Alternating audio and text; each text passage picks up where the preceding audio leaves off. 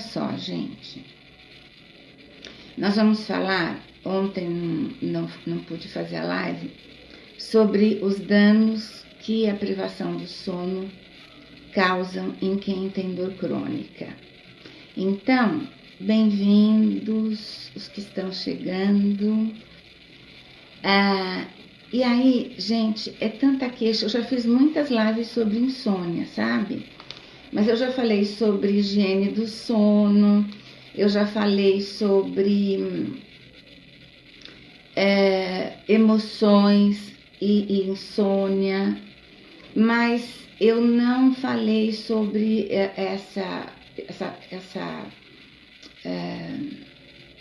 esse formato dessa live de hoje, desses danos legal que a privação do sono causa em quem sente dor.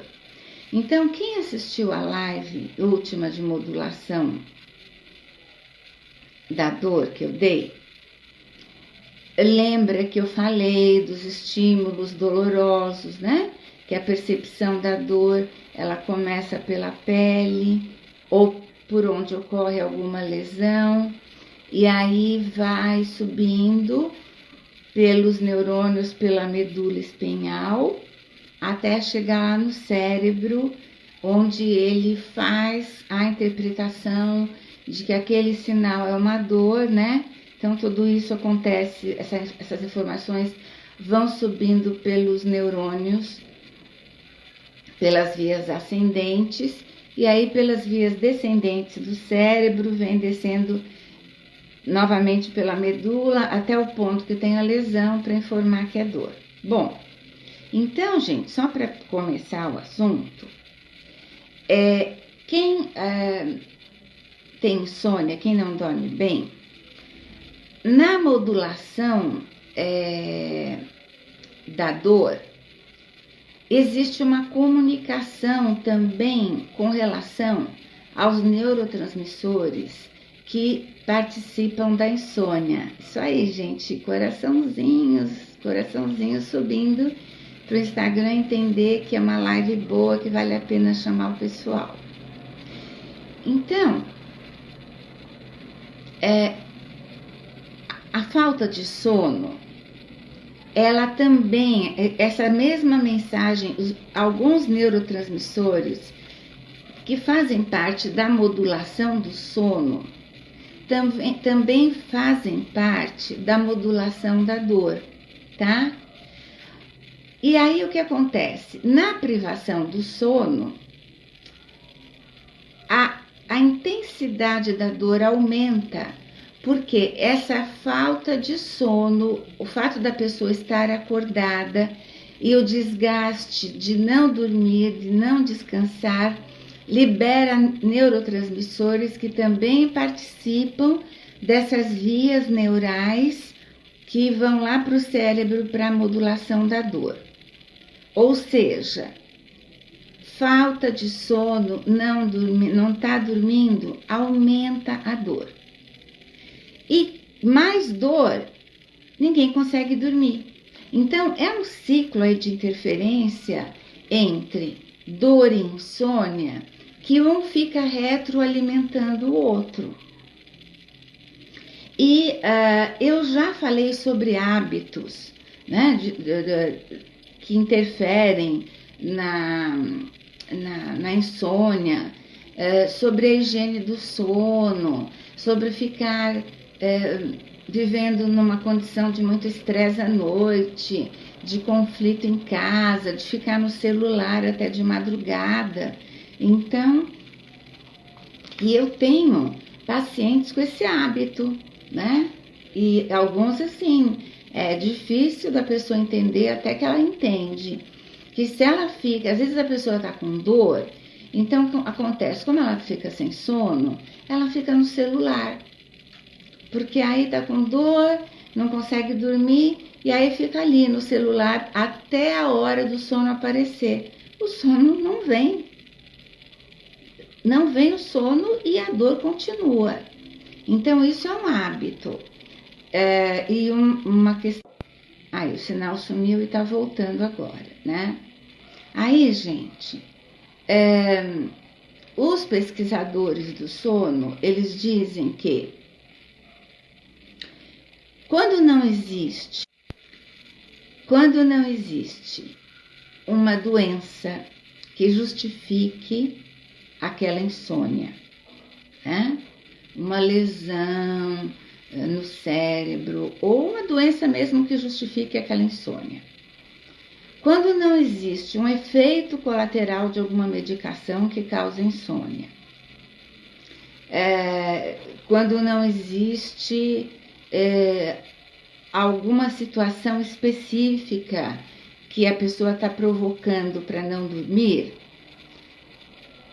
os pesquisadores costumam dizer que aí a insônia é sempre uma condição comportamental. E por ser comportamental, tem que ser compreendida e aí criado outro comportamento ou gerados outros comportamentos para que a pessoa volte a dormir melhor. Agora, a gente sabe, né, por pesquisas, que 1/3 da população brasileira sofre com insônia. Dentro deste 1/3, homens têm menos insônia que mulher tem mais insônia. Idosos,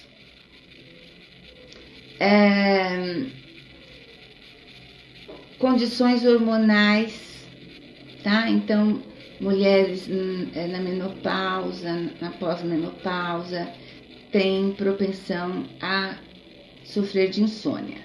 Apesar de que existem mulheres que já passaram da menopausa e dormem muito bem. E aí, gente, tem a questão comportamental, que é o que nós vamos conversar hoje. Então, cada vez que eu faço uma live sobre insônia, eu abordo um aspecto, eu não repito, tá? Então, hoje nós vamos falar sobre a questão comportamental. Bom, então eu vou relatar aqui o caso de mulheres que, apesar de já terem passado da menopausa e não terem a mesma quantidade de hormônios que afetam positivamente, né, para que tenham uma boa qualidade do sono, e dizem que o estrógeno, ele tem aí uma relação com a produção de melatonina também, que é o hormônio do sono. Mulheres que têm uma atividade diária intensa, elas à noite deitam e dormem, e dormem muito bem. E aí é comportamental, porque normalmente são mulheres que têm normalmente um horário de acordar fixo, regular, rotineiro, e já acordam com uma série de tarefas que elas têm que cumprir o dia todo, e quando chega aquele horário da noite, então vamos dar um exemplo aqui, elas acordam às 7 horas da manhã, têm um dia inteiro de atividades, e quando chegam 9h30, 10 horas, elas já voltou. Elas já sentem sono e vão para a cama e dormem bem. Isto é comportamental, é comportamento, tá? Porque são mulheres que também têm pouco estrógeno, mas dormem muito bem. Então, é o que eu disse para vocês. Nós vamos falar hoje sobre comportamentos relacionados à insônia. E aí, mais especificamente, sobre os comportamentos de quem tem dor crônica. Porque se a dor crônica, ela na modulação da dor, ela sofre a interferência da privação do sono, se a pessoa vai para a cama sem dor ou com pouca dor, as chances dela dormir melhor são maiores. E aí também tem a questão comportamental. Por quê? Porque eu já expliquei para vocês que a dor ela tem vários fatores. Além do biológico, existem os fatores psicológicos, sociais, ambientais, culturais, tá? Então, se uma pessoa, por exemplo, ela tem uma dor crônica devido a uma condição biológica, a dor cronificou. Vamos supor, ela tem uma dor de cabeça crônica e teve lá um componente biológico facilitador para essa dor de cabeça, tá? Mas aí vamos pegar o seguinte: essa mulher que tem dor de cabeça crônica, fator biológico, ela também vive num ciclo de estresse e de ansiedade constante. E ela vive alimentando esse estresse, essa ansiedade, com comportamentos, tá? Então, vamos supor, se é pelo trabalho, ela leva o trabalho para casa, ou ela fica discutindo sobre o trabalho em casa, ou ela fica no celular olhando coisas do trabalho em casa, tá? É comportamento que está alimentando a dor. É o estresse, legal, gente, mais corações, é o estresse, o cansaço físico e mental que está alimentando a dor. Então, nós estamos falando aí de uma condição emocional, tá? Outro fator, o ambiente. Aí essa mesma mulher, ela vive em um ambiente em que à noite tem discussão em casa. Ela e o marido brigam porque eles estão discutindo sobre o dinheiro que está sendo gasto, ou porque ela também só fica pensando em trabalho, e aí eles não conseguem fazer outra coisa em casa, então eles brigam. Aí briga com os filhos, se eles estudaram, se eles não estudaram, ou se eles estão se comportando de uma forma que não está agradando os pais. Bom, o ambiente está alimentando esta dor. O fator social. A vida social dessa família, o ambiente social em que eles estão inseridos, atua dessa forma. Os amigos, eles também são assim. Então, eles se sentem, como se fosse, e isso vocês sabem, tem muito isso de afinidade de casais, né? Casais que têm o mesmo estilo de vida, que pensam igual. As mulheres são daquelas assim, super viciadas em trabalho. As crianças são amigas e normalmente não têm limites. Então, tem uma vida social muito parecida. Fatores sociais que também estão ali alimentando a dor, tá? Fator cultural. Aquela mulher vive numa sociedade que valoriza a mulher que trabalha fora, valoriza a mulher bem realizada profissionalmente, valoriza que os filhos, naquela cultura, eles tenham determinado tipo de comportamento frente aos estudos.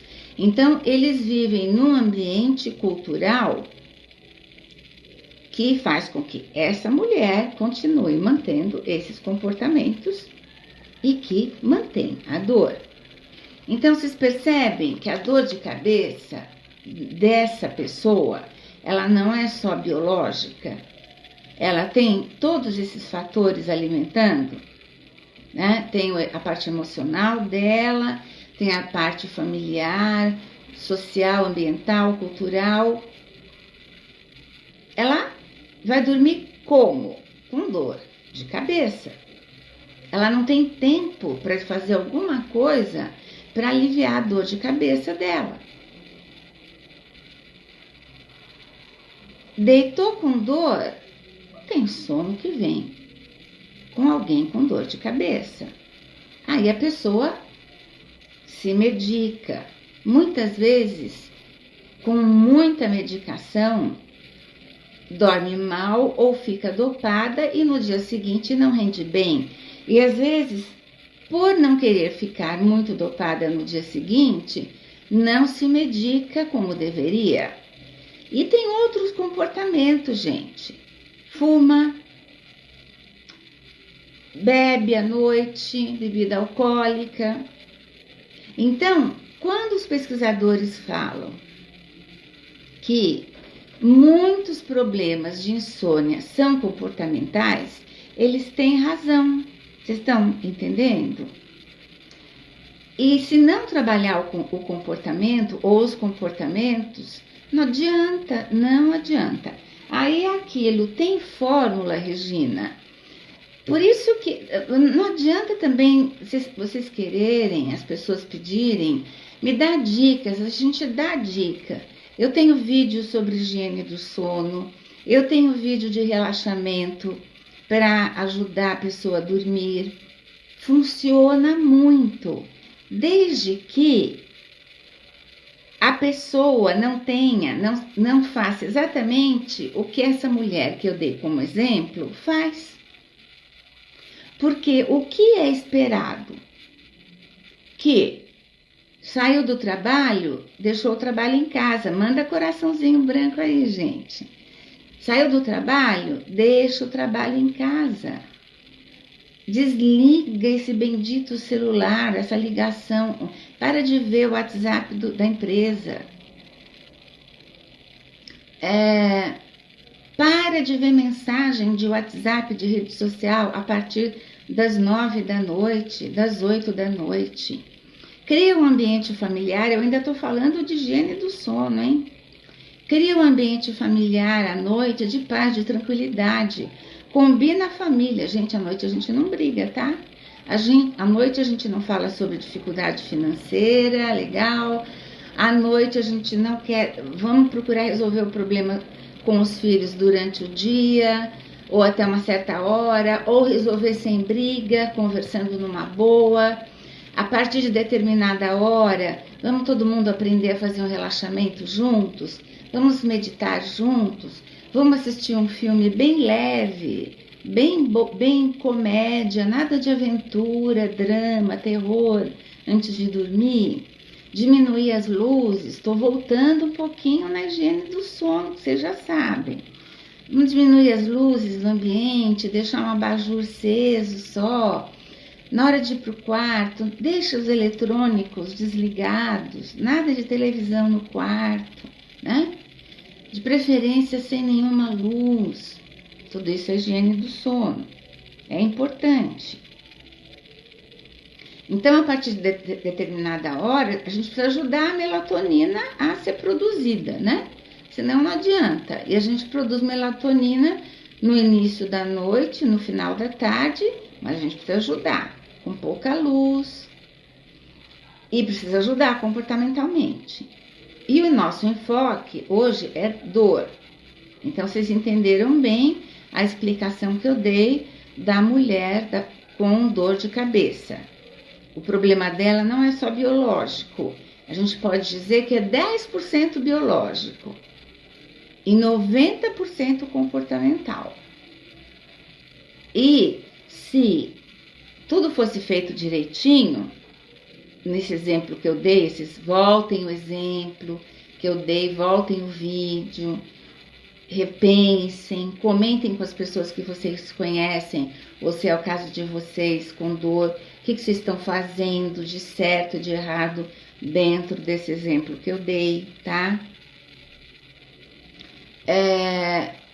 Porque é preciso mudar os comportamentos. E é por isso que a gente também fala muito que na insônia, tem gente que pede dicas para mim, para insônia, e algumas me procuram e falam: Regina, eu comecei a fazer aquilo que você me ensinou, foi super bacana, foi bom. Aí depois eu voltei a ter o problema. Aí eu começo a conversar com ela, eu falo, olha, você precisa fazer uma terapia para você avaliar toda essa questão comportamental da tua vida, porque não tem... É aquele exemplo, né? A meditação com relaxamento, a respiração com relaxamento ajudam pra caramba. Mas se não mudar o comportamento, não vai fazer milagre.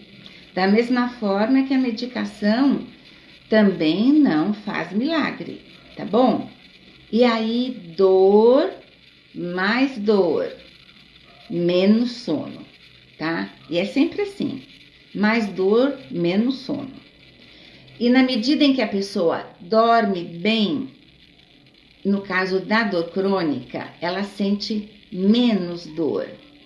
Porque vocês já ouviram falar que sono é dormir bem, é ter saúde? Sono é vida. Essa frase sono é vida é minha, porque para mim, nossa, sono é vida. Mais corações. Então, pessoal, é preciso dormir bem para, inclusive, ajudar na dor, a diminuir a dor. E aí muitos se queixam, mas eu só se eu ficar dopada e aí o dia inteiro, o dia seguinte é horrível. Sim, porque o ideal é que seja um sono natural. E esse sono natural, ele tem que vir de uma mudança comportamental. Então, eu fiquei de ensinar vocês a fazer uma atividade. É duro mexer com o braço só, né? Porque hoje eu tô aqui com tipóia. Eu já tô podendo usar manguinha, tô toda feliz. Já passa. O braço tá meio gordinho ainda, mas eu já consigo pôr roupa. Não preciso mais usar patimina, né? Mas preciso de uma tipóia. Aos pouquinhos, né, gente? Precisa ter paciência. Bom, então, eu fiquei de fazer uma atividade com vocês. Eu gostaria que vocês tivessem aí lápis e papel, tá? Mas se não tiverem, não tem problema, porque vai ficar gravado. Mas peguem lápis e papel, porque vocês vão fazer esse exercício. Esse exercício aqui é para você... Pausou de novo, entrei. Esse exercício aqui, gente, é para vocês entenderem como é que vocês funcionam. Deve ser muita gente na internet, no Instagram, né? Então, esse exercício que eu vou ensinar vocês é para vocês conhecerem como vocês funcionam comportamentalmente, tá? Então, aqui isso é valioso para vocês perceberem, nossa, eu estou funcionando assim. Porque eu dei o exemplo da pessoa, da mulher lá com dor de cabeça, mas não é o caso de todo mundo. Cada um tem a sua história, né? Então, vocês vão fazer esse exercício para vocês se conhecerem, entenderem com mais acuidade como cada um de vocês se comporta. Então, primeira coisa, vamos pensar. Aí eu vou usar aqui minhas anotações, né? Porque é muita coisa, né? Que eu falo e que eu tenho que lembrar. Primeira coisa que vocês vão escrever: o meu comportamento, tá? O meu comportamento errado. Eu não falei que a insônia é um problema comportamental? Então, qual é o comportamento aí? Qual o comportamento errado meu? A insônia. Então, vocês vão começar por aí. Se o caso aqui é insônia, é o nosso tema, tá? Meu comportamento que eu preciso trabalhar é insônia. Ok. A outra pergunta que vocês vão fazer vamos dizer, então, primeiro, qual é o meu comportamento que está me atrapalhando? A insônia. Segunda pergunta, o que está acontecendo na minha vida Qual a dificuldade que eu estou passando na minha vida? Tá bom? Essa dificuldade é alguma coisa que ela tá vindo de fora, tá? Então, vamos supor assim, eu tô passando por uma dificuldade financeira, eu tô passando por uma separação conjugal, eu estou morando na casa dos meus pais, e isso tá muito difícil para mim, porque a gente não se dá bem. Entenderam? Se não entenderam, pode fazer uma pergunta aqui que eu respondo. Regina, isso pode ser considerado o que está acontecendo na minha vida agora, minha dificuldade? Mas então é isso. O que está acontecendo na minha vida agora? Que dificuldade que eu estou passando? Dificuldade financeira, a empresa está com... As vendas caíram muito na empresa, eu briguei com meu sócio, eu moro na casa dos meus pais, eu não quero ficar, eu não me dou bem com eles, eu estou passando por uma separação conjugal. Ok. Terceira pergunta. Como é que eu estou me sentindo nessa condição? Eu estou me sentindo ansiosa, estressado,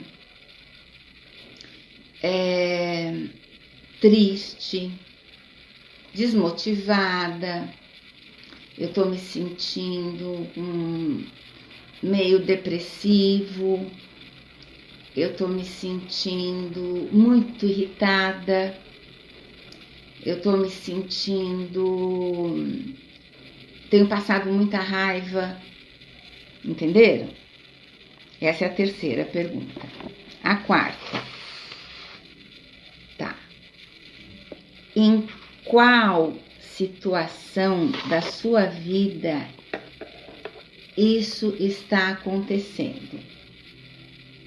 Aí, qual a situação da tua vida que você tá hoje, né?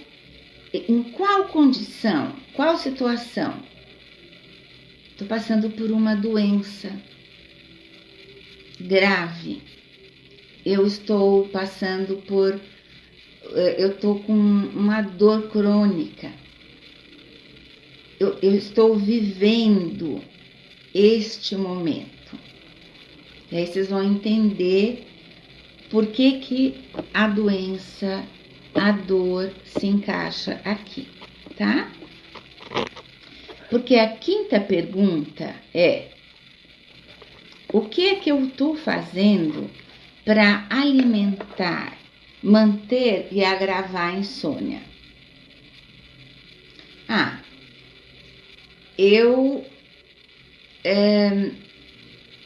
Como eu tenho dor, eu fico me distraindo no celular, aquele exemplo que eu dei.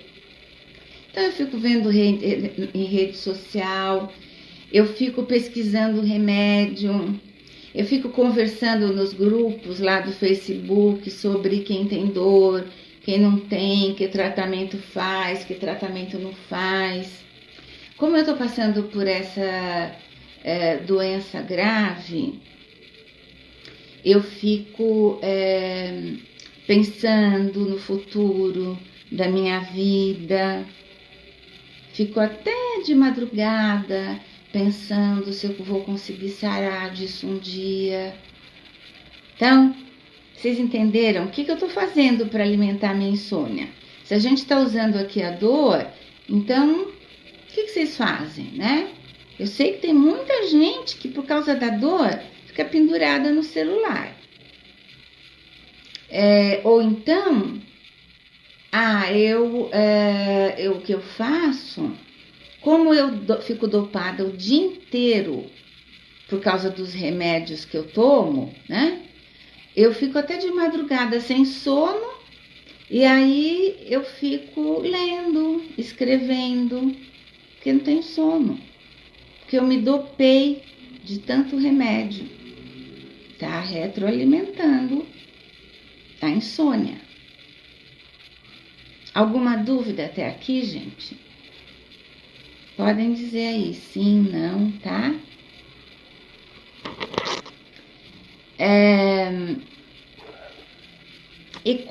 Sexta, quais as consequências ruins disso tudo para mim? Né? No final das contas, o que eu tiro disso? Quais as consequências? Muito cansaço físico, minha vida é um eterno cansaço físico, um eterno cansaço mental, mais e mais dor. Parece que eu carrego o mundo nas costas, porque além da dor, o cansaço, eu já acordo cansada, eu não durmo o suficiente. As consequências ruins disso, eu não consigo render o que eu gostaria. Baixo rendimento, ótimo, Adriana. Baixo rendimento, baixa produtividade, é outra consequência ruim. A qualidade da minha vida está péssima, não tenho vida. Entenderam? Então, esse é o exercício, tá? Cada um de vocês, eu tenho certeza, se vocês fizerem esse exercício e tirarem uma foto e mandarem para mim, Kátia Rosa, para ter um sono saudável, precisamos fazer um ritual. Então, deixa eu completar aqui e comentar, Kátia, com isso. Se cada um de vocês preencher, fazer esse exercício, tirar uma foto e mandar para mim, as respostas vão ser completamente diferentes uma da outra. Porque cada um tem uma história de vida. Então, é aí que entra aquilo de só a meditação, o relaxamento, a higiene do sono, ajuda, é super importante. Sem os hábitos saudáveis de sono, que eu já falei, já ensinei, não adianta, mas não é o suficiente. Aí, Kátia, ter um ritual para ter um sono saudável. Sim, é preciso ter um ritual. É preciso ter. Porém, para ter o ritual, você precisa se conhecer, né? Você precisa perceber que você está alimentando tua dor e teu sono ficando no celular até tarde. Isso é comportamental. Você está mantendo uma condição dentro de uma dificuldade de vida, né? Então, tá lá, dificuldade de vida, ela é financeira, ela é excesso de trabalho, ela é uma perda de emprego, tá? Mas eu não posso levar isso para noite. Mexe com a gente, mexe. Mas precisa resolver? Precisa resolver. Eu sei que não é fácil, mas também ficar sem dormir a vida inteira, vai ficar doente a vida inteira. É difícil perder o emprego, muito difícil. Tem pessoas que perdem o emprego, tem medo de falar que tem dor por conta de ser despedido do trabalho. E tem gente que é despedida porque falta muito por causa da dor, dos tratamentos, é fato. E aí é preciso reorganizar a vida? É preciso. Existem muitas situações que são super difíceis. Por isso que precisa de psicoterapia. Porque também só os remédios não fazem milagre. Mas eu não estou aqui para dizer para vocês que eu estou dizendo que é para povo ir para psicoterapia. O que eu estou dizendo é para fazer esse exercício de análise do teu comportamento, tá? O teu comportamento aqui é a insônia. E as perguntas que você vai responder são essas que eu falei aqui para você se conhecer. Aí a Adriana diz assim, minha cabeça não para, né? Então, Adriana, sua cabeça não para. Mas o que está acontecendo? Você vai responder essas perguntas, né? O que está acontecendo na sua vida que a cabeça não para? Tem alguma coisa que está acontecendo. Tem alguma dificuldade que está acontecendo para a cabeça não parar. E às vezes, muitas vezes, a dificuldade está a situação da vida é a dor. A situação, a condição da vida é a dor. Mas a dificuldade é o medo de manter a dor. Então, o medo daquele tratamento não dar certo. Não seguir aquele tratamento, porque não acredita nele. Então, você precisa entender por que a sua cabeça não para. Porque na hora que você parar de criar motivos para sua cabeça pensar tanto, ela vai parar. Ela vai parar, tá? Porque, olha, se você estivesse numa condição de vida ideal, tua cabeça ia parar. Se você não tivesse problema para resolver amanhã, se você não tivesse nada que te preocupasse, tua cabeça ia parar de pensar. Mas tem alguma coisa que está alimentando. Então, é o medo de não superar aquilo? Ou é a falta de dinheiro para dar continuidade no tratamento? Ou é o fato de perder o emprego? Ou é o fato de já não aguentar mais aquele lugar? Olha, eu tive uma pessoa em tratamento comigo. Essa pessoa, gente, ela parou de caminhar, de dor. E fez todos os tratamentos que precisavam ser feitos.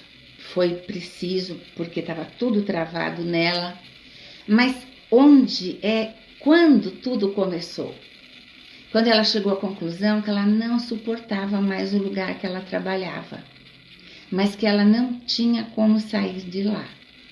Na verdade, ela tinha, né? É que ela não queria perder as coisas que ela iria perder se ela saísse.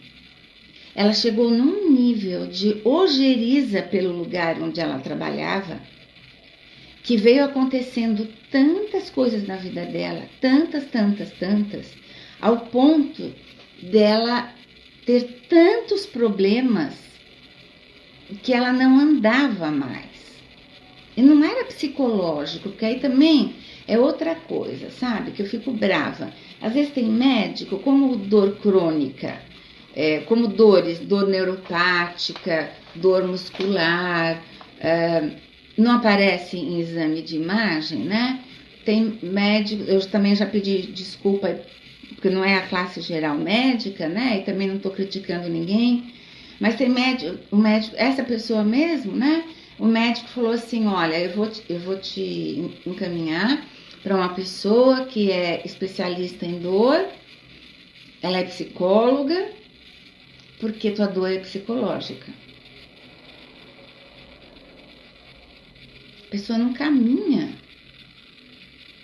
não aguenta de dor, né? Sente choque, dor neuropática, choque no corpo inteiro. Não podia encostar o dedo nela, que ela gritava de dor. Gente, pelo amor de Deus, né? Não é psicológico. Vai lá, vai para neurologistas, precisa descobrir o que é, vai fazer o tratamento certo. E aí é interdisciplinar, como eu já sempre falo aqui, né?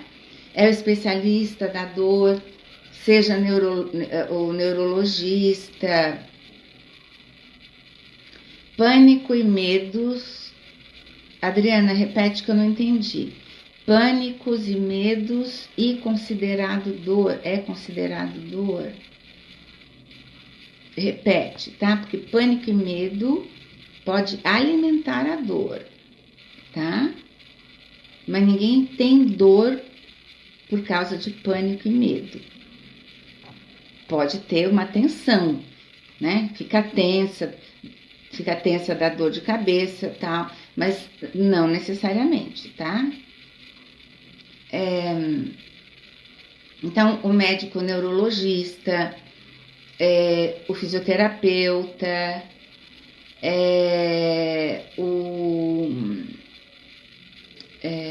o educador físico, porque precisa de atividade física. Então, eu já falo, a Adriana quer que eu defina a dor. Então, tem o neurologista, ou o ginecologista, ou a reumatologista, tem a especialista ou especialista em relação àquele órgão, àquela condição física, orgânica que a pessoa está tendo dor. Fisioterapia, nutricionista, educador físico, psicólogo, idealmente todos especialistas com especialização no tratamento da dor. E a Adriana pediu para falar na definição da dor. A dor é definida pela IASP, que é a International Association for the Study of Pain, a Associação Internacional para o Estudo da Dor, e pela SBED, que é a Sociedade Brasileira para o Estudo da Dor. É considerada uma experiência subjetiva, pessoal, então é uma experiência subjetiva, pessoal, é de cada um, tá? Eu tenho uma dor. Gente, se eu não conseguir responder, vocês estão mandando um monte de perguntas e às vezes quando eu salvo a live, os comentários somem. Mandam para mim, por favor, no direct a pergunta para eu responder, tá? Eu já vi que teve pergunta que passou aí que eu queria ter respondido e eu nem lembro mais. Então, manda no direct que eu respondo, tá? Então, a dor é uma experiência subjetiva, pessoal, associada a uma lesão neuronal, tecidual. Então, tem uma lesão no tecido, no nervo, tá? Tem lá. Essa dor, ela é pessoal e subjetiva. Por quê? Porque duas pessoas, frente à mesma lesão, sentirão dor de forma diferente. Uma com mais intensidade, outra com menos intensidade. E por quê? Porque outros fatores interferem na dor, que são os fatores ambientais, sociais, culturais, emocionais, psicológicos, tá? Então, desculpa, gente, deu uma pegada no meu cílio aqui e eu ia começar a lacrimejar. Então, entenderam? Porque a dor é uma experiência multifatorial, subjetiva. Você não pode julgar o outro pela dor que ele está sentindo, ou porque ele é fraco para dor, tá? Ou que você está falando que eu sou fraco para dor e que você é forte para dor. Não, é uma experiência de cada um. E a dor é real para quem sente, tá? Não é fantasia, não está inventando, tá bom? Quando a pessoa diz para você, eu tô com muita dor, acredita. Acredita quando ela se queixa de muita dor. Experiência, Lucinha, experiência nos pés, eu tenho dor nos pés, braços, maxilar. Olha, precisa verificar, né? Se não tem nenhuma lesão que você consiga identificar, é interessante um reumatologista, é interessante um neurologista, porque já que está falando em pés e braços, é interessante um reumatologista, um neurologista, um ortopedista, para ver se tem alguma questão também de coluna que está irradiando para os pés e para os braços, maxilar. Então, é interessante também o neurologista e o ortopedista, tá bom? E maxilar também tem muito a ver com um dentista, né? Com disfunção temporomandibular, tá bom? Lucinha, sofri um acidente de moto, tive um grave ferimento. Quase fui amputado. Depois disso, sinto dor no braço até o cotovelo. Será que tem relação com acidente? Pode ser, sim. Sim, pode ser uma dor que ficou.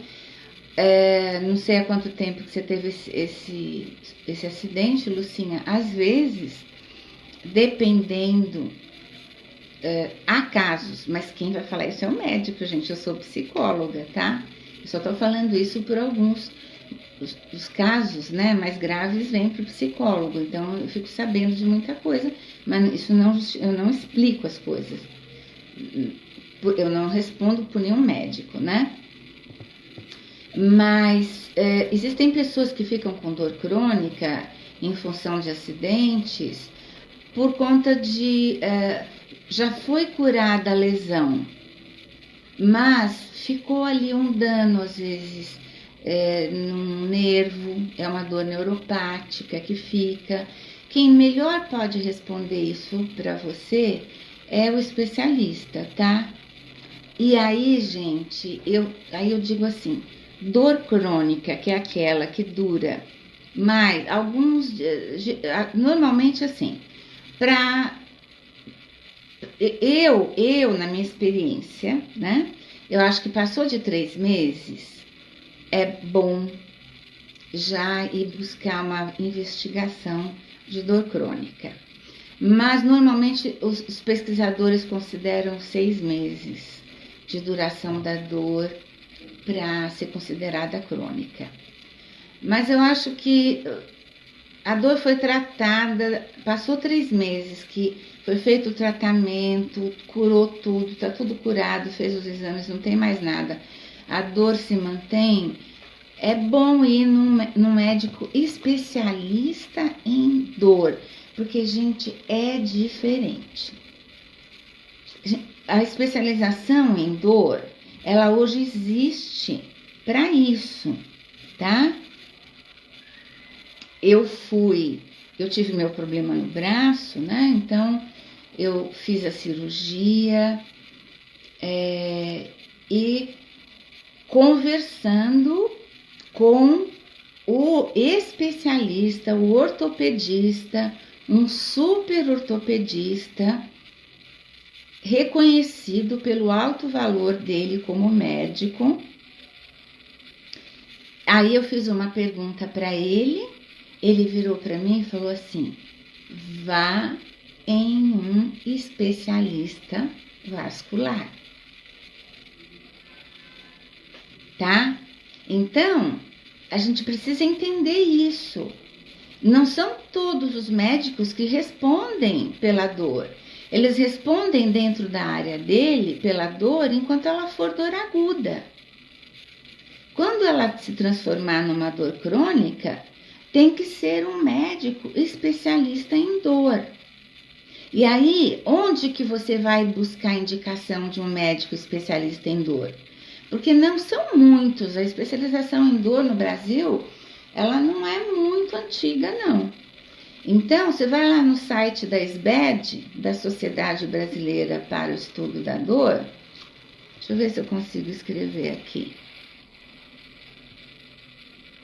Eu também não sei de cor, mas eu vou escrever.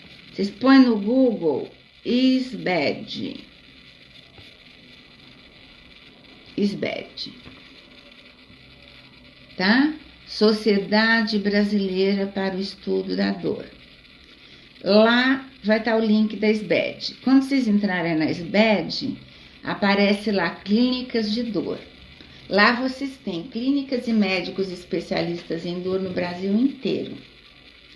Dor crônica é com médico especialista em dor. Ok, pessoal? Psicoterapia, preferencialmente em psicóloga, psicólogo especialista em dor. Médico especialista em dor, Lucinha, é médico especialista em dor. É lá na SBED que você vai encontrar a especialização dor. Entendeu? E lá tem ortopedistas que fizeram especialização em dor, reumatologistas que fizeram especialização em dor. Então, olha só. Um reumatologista que fez especialização em dor crônica, ele vai saber tratar melhor a sua dor crônica do que um reumatologista que não fez a especialização em dor crônica. Porque é diferente a visão, é diferente a abordagem. É para isso que existe a especialização. Senão, os reumatologistas não iriam fazer uma especialização em dor. Não precisaria. Mas cada médico, dentro da sua especialidade, escolhe. Não, eu vou fazer a especialização em dor também. E aí, quando no meu grupo enorme lá no Hospital das Clínicas, quando eu fiz, em 2008, tinha médicos de todas as especialidades lá, né? Tinha neurologista, tinha ginecologista, tinha reumatologista, tinha ortopedista, tinha anestesista, aí tinha fisioterapeuta, tinha psicóloga, psicólogo, tinha nutricionista, entendeu?